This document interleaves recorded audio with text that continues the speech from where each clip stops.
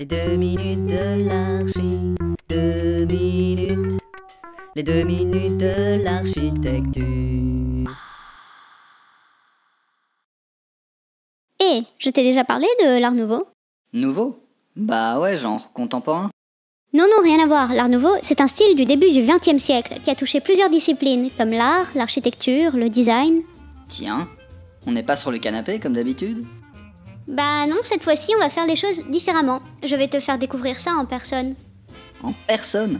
T'as une machine à remonter le temps garée au coin de la rue ou quoi? Mais non, regarde.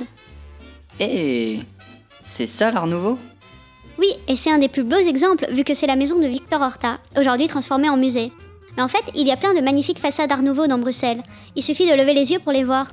Trop bien, mais comment on peut les reconnaître? C'est justement ce que je voulais t'expliquer aujourd'hui. Je vais t'en montrer d'autres et pendant qu'on marche, je vais te raconter un peu d'histoire. L'Art Nouveau est un style ornemental qui s'est répandu en Europe et aux États-Unis entre 1890 et 1910 environ. Il naît de la volonté de se libérer de l'historicisme dominant fortement la scène artistique de l'époque, mais également de prôner un décloisonnement des arts, de sorte à mélanger différentes productions aussi bien artistiques qu'artisanales, comme l'art graphique, le mobilier, l'architecture, la joaillerie, etc. Ce nom d'Art Nouveau est créé à l'époque pour décrire le travail du groupe d'artistes belges Les Vins, mais il porte différents noms selon les pays. Secessionstil en Autriche, Jugendstil en Allemagne, Stile Floreale ou Liberty en Italie, Modernismo en Espagne.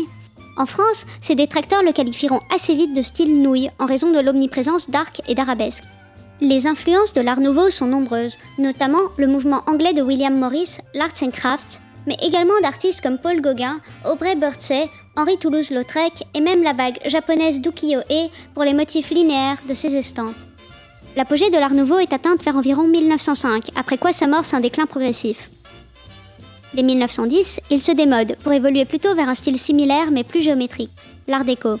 Jugé comme anecdotique et vite oublié, l'Art Nouveau est réhabilité dans les années 60 grâce à des expositions en Angleterre et aux États-Unis.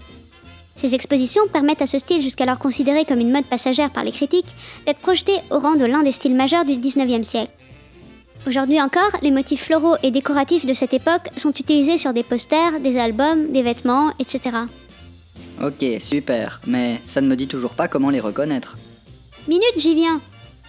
L'Art Nouveau est facilement reconnaissable grâce à ses lignes courbes, prenant souvent des formes organiques, comme des feuilles, des vignes, des bourgeons, des ailes d'insectes ou d'autres éléments sinueux et organiques. Ce sont parfois des éléments délicats et élégants ou alors rythmés, dits en coups de fouet.